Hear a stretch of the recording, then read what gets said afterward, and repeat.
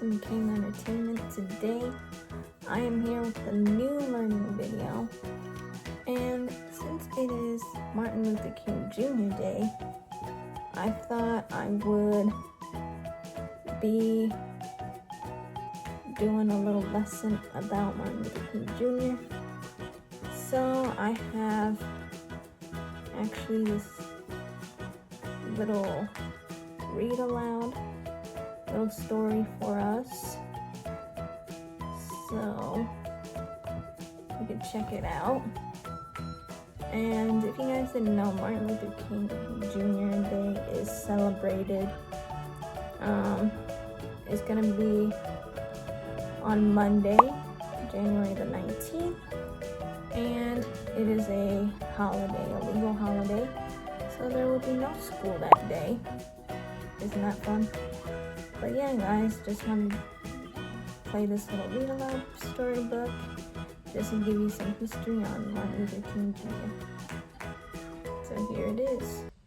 Martin Luther King Jr. by Brad Meltzer, illustrated by Christopher Eliopoulos. I am Martin Luther King Jr. When I was little, I used to get into a lot of accidents. One day, my little brother hit me in the head with a baseball bat. 2 other times, I mistakenly got knocked over by a car. Another day, I tumbled over our banister, then bounced through an open door into the basement. Whoa! Amazing fall. You okay? I'm okay. No matter how many times I fell, I kept getting back up. Even before I could read, I knew I liked books. My dad always talked about how I kept a lot of books around me. I used to tell my parents, when I grow up, I'm going to get me some big words. there is a power in words. Big words were in my future. I love learning big words. One I learned recently is circumference. It's how, big around something is. Wow, I know a big word. Whale. Ryan, that's actually a pretty short word. Whales are huge. The biggest whale is 108 feet long. And that's not even talking about its circumference. Pretty simple word, Craig. Whale. Yeah. Huge. Yeah. Wow. When I was 6 years old, one of my best friends was a boy whose father owned a store across the street. Tag, you're it. No, you're it. No, you're it. No, you're it. My friend was white. I was black. It didn't matter to us. We would play games and have fun together. But when we started going to school, everything changed. He went to a school where all the kids were white. I went to a school where everyone was black. Soon after, he told me, I can't play with you anymore. Why? My dad said so. He doesn't want us being friends. But why? You're one of my best friends. Aren't you? Aren't you? I didn't understand. It didn't make sense. At dinner, my parents explained, It's because you're black and he's white. I was so mad that day. How could someone treat me differently just because of the color of my skin? I wanted to hate my friend and his father. But my parents told me to do the opposite, that I should love my friend, even though he hurt me. They taught me that it's better to have more love in your life than more hate. Then my mother taught me one of the most important lessons of all. You are as good as anyone. You must never feel that you are less than anyone else. I wanted to believe it, but every day I saw the opposite. I saw you could be treated unfairly just because of the color of your skin. If you were white, you went to a good school with great playgrounds and plenty of books. If you were black, your school was small, sometimes with no desks or even windows. Check it out! A playground! Check it out. Where's our playground? It wasn't just the schools. Black people had to use different water fountains, different elevators, even different bathrooms. In fact, on a hot day when everyone wanted ice cream, if you were white, you could sit at the counter and eat from a nice dish. But since I was black, if they served me at all, it was through a side window, and they put my ice cream in a flimsy paper cup. This ice cream is perfect! This ice cream is melted. It got even worse when I was 14. I had just won a speech competition. My speech was about being fair to all people. I was so excited. Then on the bus ride home, a few white people got on board. You need to give up your seats to the whites. At first, I stayed put. It didn't seem fair. But my teacher convinced me to move. We spent the rest of the ride standing and getting tossed in every direction. It was the angriest I've ever been. Every day, this is what life was like. Black people were treated terribly. The only question was, what could I do about it?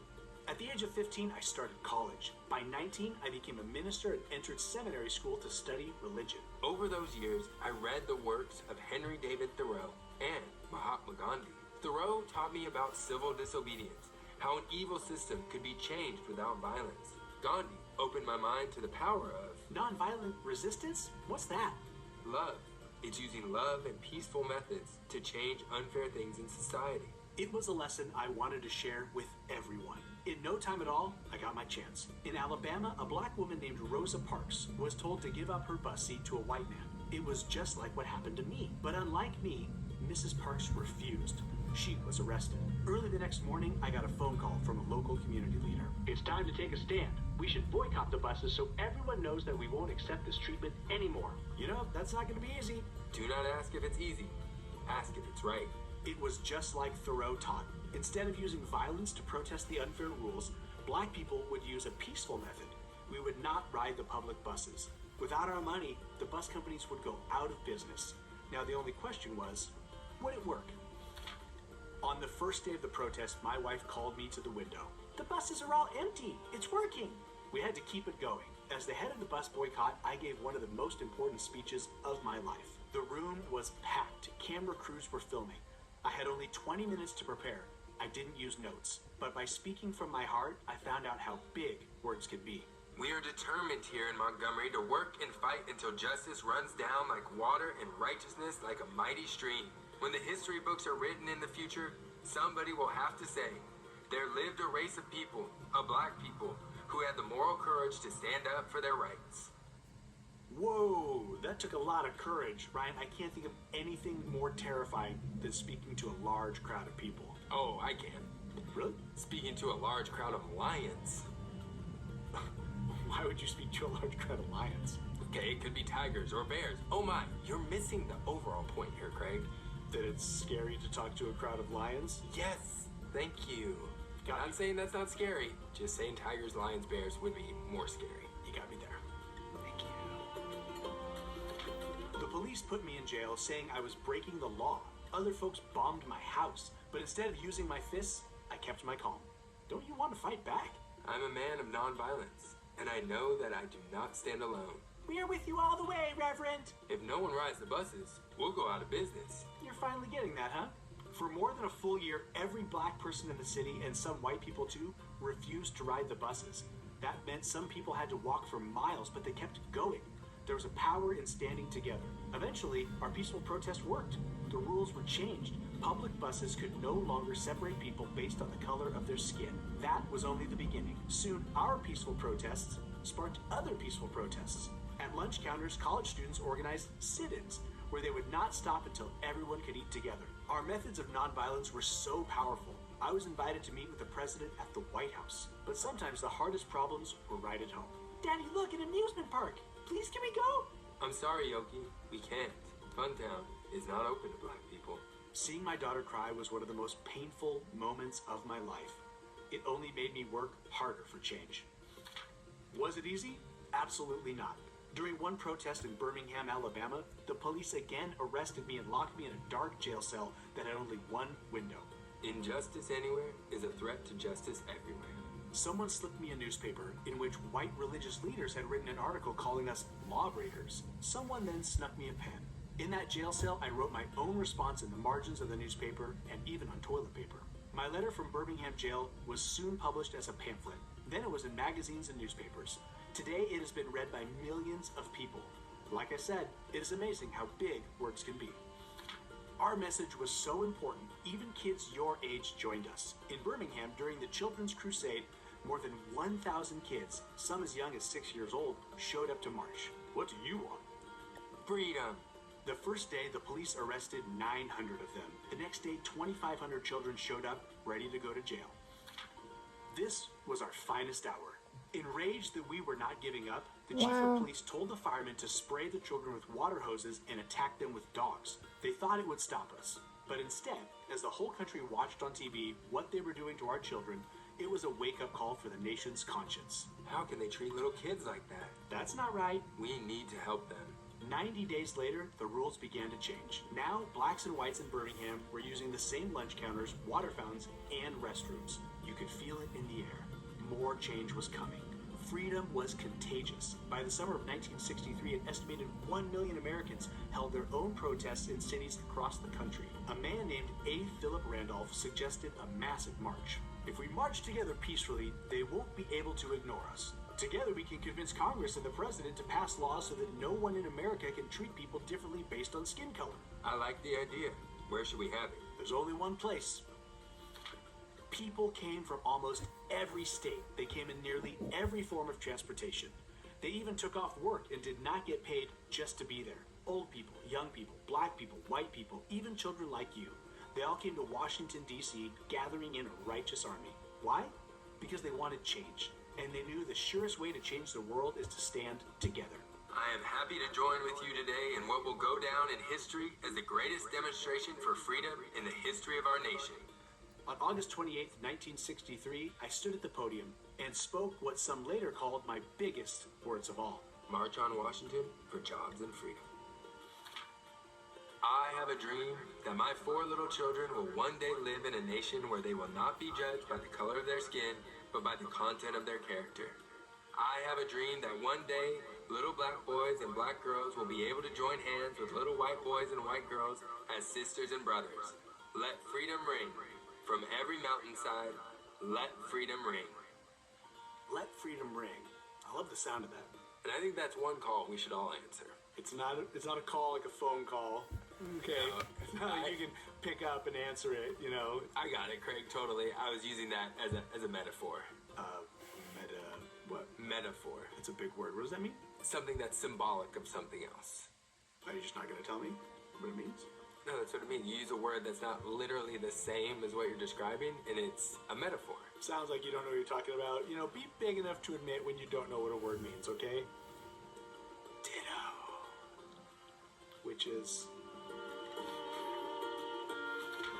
After the March on Washington, the President and Congress passed new laws for civil rights, but that didn't mean our work was done. Indeed, our greatest battle was still to come. It began with 600 activists as they tried to walk 54 miles from Selma, Alabama, to the state capital of Montgomery. Back then, there were rules that stopped black people from voting. If you wanted to change the laws, you have to be able to vote for new people who make the laws. We're marching to tell the governor we want voting rights. This brutality must end. No matter what, don't let them pass. The police had billy clubs and tear gas. They attacked our group and knocked many people down. But, as I learned so long ago, you have to get back up. No matter how hard they hit us, we remained peaceful. Still, we didn't get through. 2 days later, we tried again.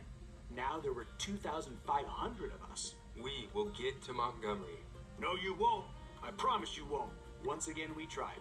Once again, we did not get through. Did we give up? What do you think? It was Sunday, March 21st, 1965, our 3rd try. Now we had 8,000 people with us. We are on the move. We shall overcome. Check out the crowd. Black, white, Christian, Jewish, all standing together. For 2 days, we marched. Rain could not stop us. The world was watching. The White House was too. President Johnson even sent troops to protect us. Exhaustion could not stop us. As we reached Montgomery, Alabama, tears were shed. But this time, they were tears of joy. In my life, people tried to tell me I wasn't as good as they were, just because of the color of my skin. When someone hurts you like that, it can be tempting to hurt them back. You must refuse. When someone shows you hate, show them love. When someone shows you violence, show them kindness. To reach our goals, we must walk the path of peace. We must lock arms with our brothers and sisters. We must march together. When we do, our voices will be heard and freedom will ring. Remember Funtown Amusement Park? Its doors eventually opened to black people, and Dr. King got to take his daughter. Did you know that he was the youngest person to win the Nobel Peace Prize at that time? Just 35 years old. He donated the prize money to the civil rights movement. He said that the prize was the work of many other unsung heroes. He fought against poverty, too. There's even a national holiday for him, the 3rd Monday of every January. Only Washington and Lincoln get a day like that, and they share theirs.